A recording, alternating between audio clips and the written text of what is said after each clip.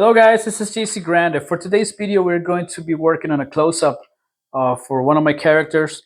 This one is called Patient Zero. And we're going to get started using our number 6 brush because it's a larger object. So we're going to get started with a bigger brush and then move into the small one. We're going to begin working on this part over here of the head, which is what helps me with volume, helps me to understand volume. Okay, we're going to get started here and then move upwards. The importance of identifying your dark areas is because when you're building your character, at least in my case, I'm always trying to figure out the volume because I don't want to have a flat kind of shape. I want to have as as believable as I can, for a shape. So that's why I try to find, and you hear me time and time again talking about the dark areas because I want to have my character to look believable, and at the same time I want it to look I wouldn't say realistic because my work is not that realistic, but solid and with enough volume to understand the shape. Okay, and that's why I always try to find and identify those areas. Okay.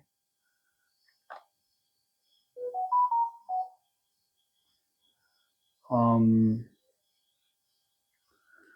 some messages over here, but I'm sorry about it.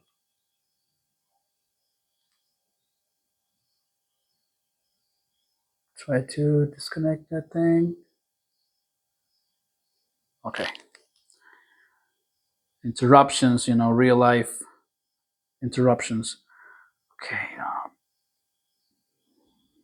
to move over here with this and try to use our number 2 brush for for shaping the object. In this case, this helmet.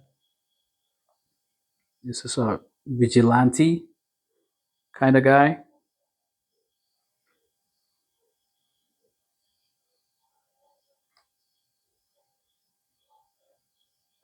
and we're going to go for the eyes.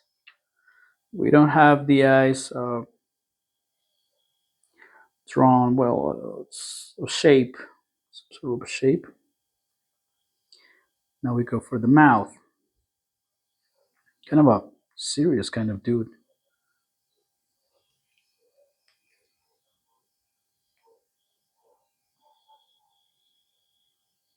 We have shape over here, and we are going to the rest of the eyes.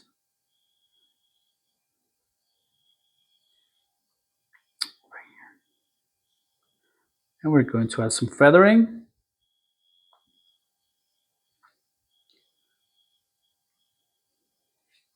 And we are going to change our tool.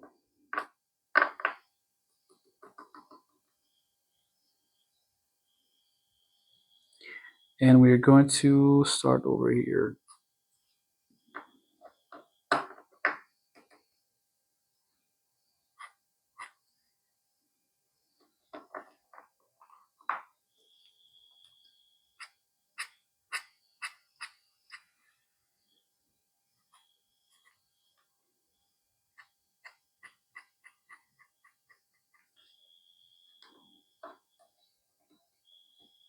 We're going to work especially on in the skin underneath the mask because we want to achieve the illusion that this texture is different from this one. Okay, so we're going to concentrate a lot on this.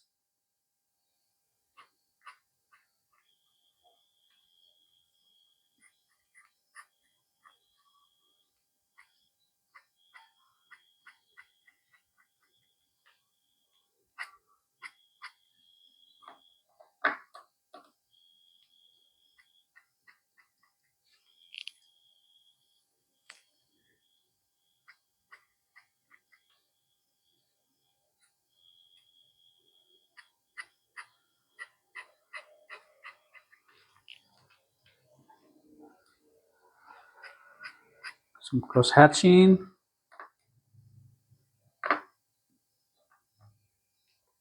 for this area.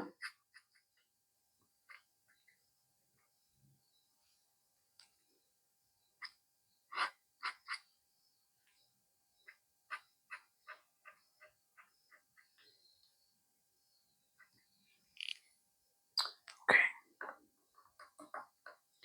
and we're going to go back here and add more. The more you practice with your nib pens, the better and the faster you will become. It takes a bit to get used to it, but once you get there, you will love it. You will enjoy it, and you will be faster, and it will make your drawings look better, way better than using microns and pens like that. I have nothing against microns, but this will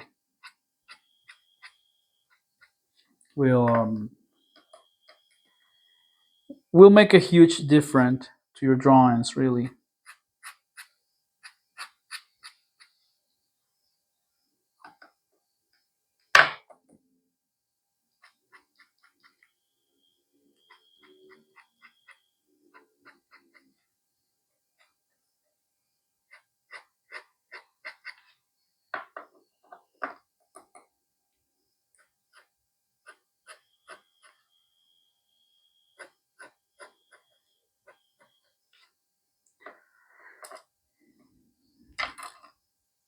And we're going to this part over here, finding the shape of the head.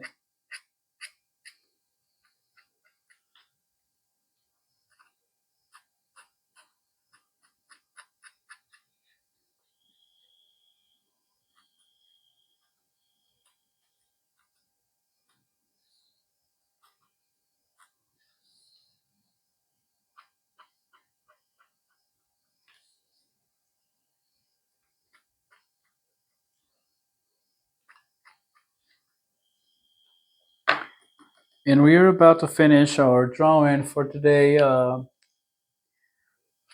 Well, we just need to add some more detail to the head, but as I said, I wanted to keep it a bit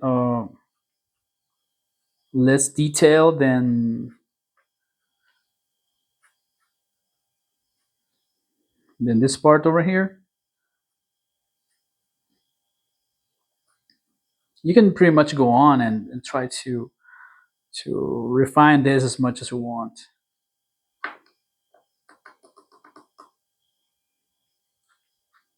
This dude is a very serious vigilante, so that's why his expression is kind of like this, kind of not very friendly.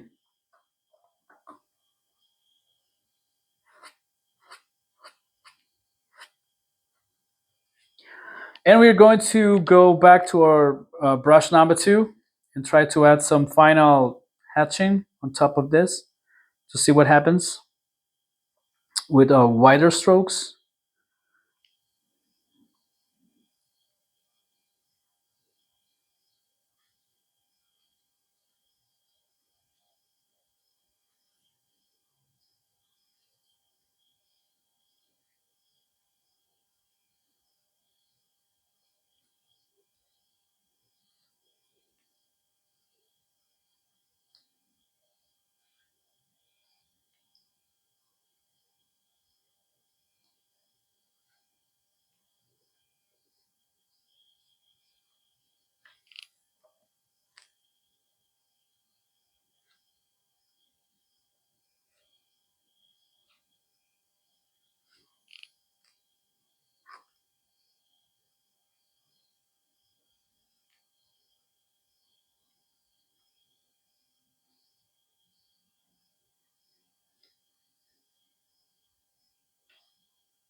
Okay, going to add some more shadows over here to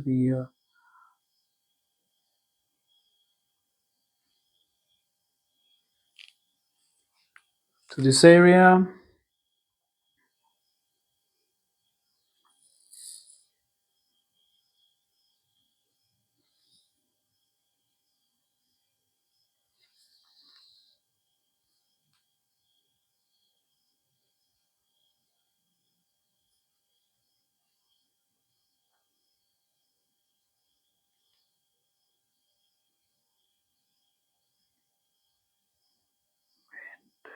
This shape over here.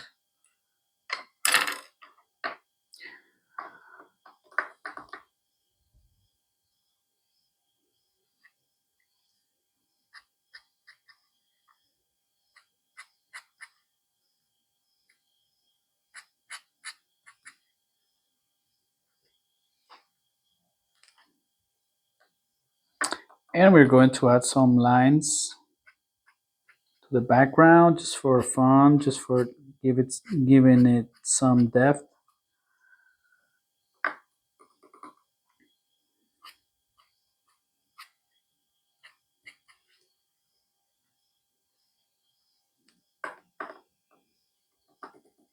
And a bit more over here.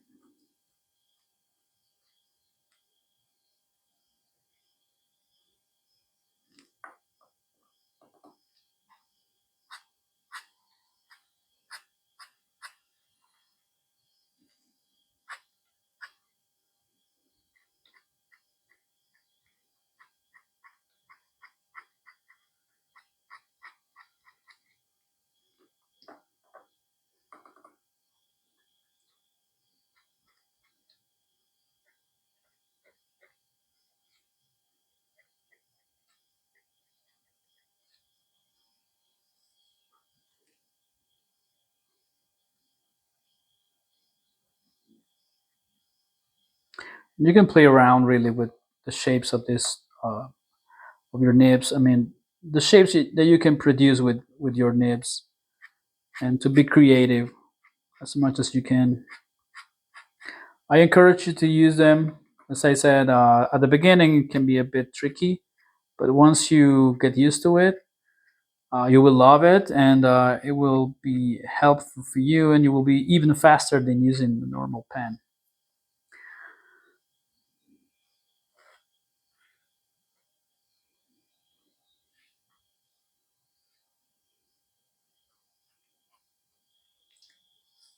So this was the video for today. I hope you guys enjoyed it, and I hope you find it useful, and